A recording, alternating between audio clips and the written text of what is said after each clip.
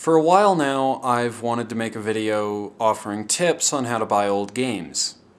There's still quite a few places out there where you can buy old games, but if you're not careful, you're going to wind up spending a lot more money than you really should.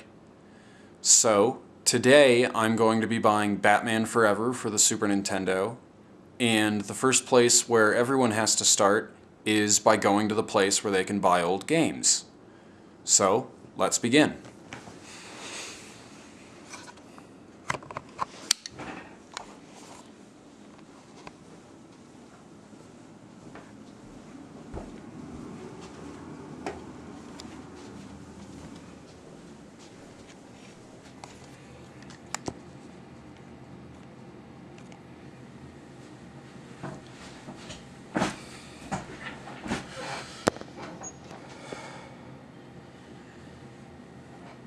Alright, took a lot longer than it usually does, but that's okay. I just hope that they have Batman Forever, otherwise the whole trip will be a waste.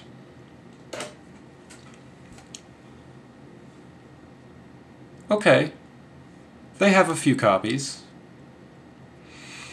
Seems to range from about $2 to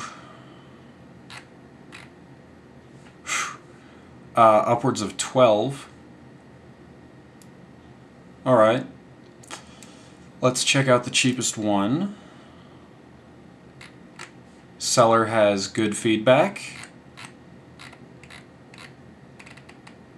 There is a picture of the cart. It's in good condition. It's guaranteed to work.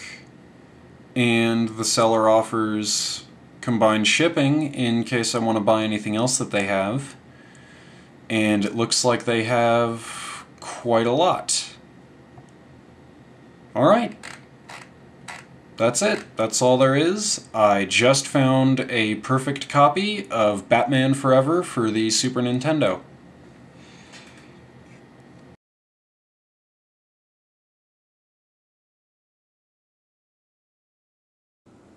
I did not go to a game store, and the reason for this is because game stores are not the best place to buy old games. eBay is. eBay has the advantage of better pricing and better availability. I just bought Batman Forever for the Super Nintendo, and it cost me $4 shipped, which is great because the game is terrible and isn't worth a penny more. If I had gone to my nearest game store to buy it, it would have cost me $10. The reason for this is because game stores often, not all of them, but some, often set a bare minimum price for low-demand, obscure games that aren't rare or sought after in any way.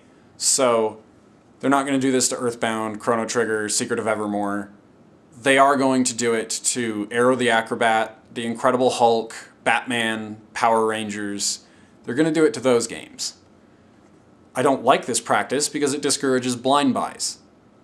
You're not going to walk into a store and see something that looks interesting and want to pick it up. Maybe it was made by a developer who made something else that you really liked and you want to give it a shot. You're not going to pick that up for $10. You'll pick it up for $2, $3, $4. You're not going to pick it up for $10. The last two blind buys I made were The Last Starfighter and The Immortal. It cost me $4.70 shipped for the both of them. The next week, I went to my local game store, and they had both titles, surprisingly, and The Last Starfighter was $10, while The Immortal was $8. So it would have cost me $18 versus $4.70. That's the difference between eBay pricing and my game store pricing. It's not going to be that bad for some game stores. Some game stores have their bare minimum at $5, which is great. Some at $7, which is, not so great, and then $10, which is just outright unacceptable. The other reason was availability. You might head down to a game store and you have a few items in mind that you want to find, but unless they have Mario, Zelda, or Zoop in the title, you're probably going to leave disappointed. I wouldn't put my money on a game store having a copy of Mischief Makers when I went there, or old Final Fantasy games, or even Castlevania games. They're going to have Mario, they're going to have Zelda. Every game store on the planet seems to have copies of Zoop, tons of them. And those you're going to find. You're not going to find Gain Ground, you're not going to find Mischief Makers, you might not even find Banjo-Kazooie, but if you go to eBay, you're going to find those games in spades. If you want to support your local game store, that's great, I hope you do, because I don't ever want to not have the option of going to an actual game store. But if you want the most for your money, you need to go to eBay and find a few sellers and stores that offer a wide selection with reasonable prices and combined shipping. There are drawbacks to buying on eBay, like shipping costs, but you know, the games are going to overall cost a lot less, like I've shown. And if you buy in bulk with combined shipping, you're going to come out so far ahead on if you bought them in stores or bought them separately from separate sellers, then it's not even going to matter, the shipping cost.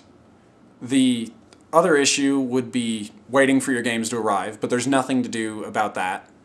You know, you can just watch Star Wars 37 times, whatever you want. Just kill some time. And then there's items not as advertised.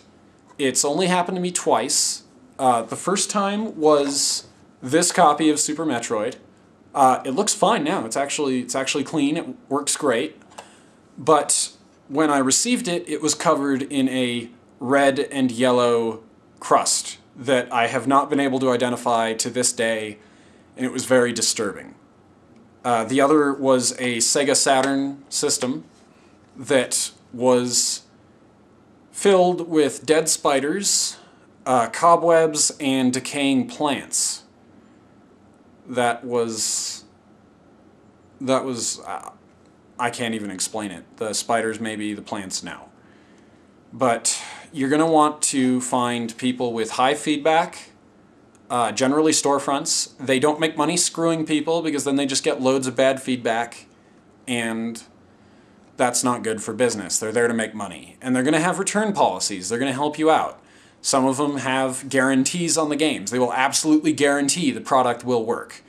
And the best ones are going to have pictures of the actual item you're buying. That's a really, really great benefit. That's the difference between buying a game that turns out to have tons of rental stickers all over the cover art versus a game that's absolutely pristine. So that's what you need to look for. This is my method for buying old games. It's worked for me for a long time. I always find what I want, and I never pay more than I have to. Collecting old games can be an expensive hobby, or it can be a cheap one. It's up to you. This has been How to Buy Old Games with FrankieDFrancis, and I thank you for watching.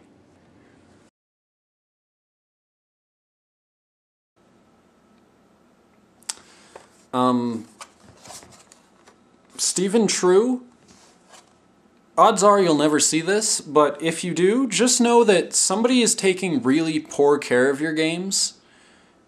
And I don't know if they're gaming in their bathroom or if they're cooking with them, but they have confined your childhood memories to a red and yellow hell. So, sorry.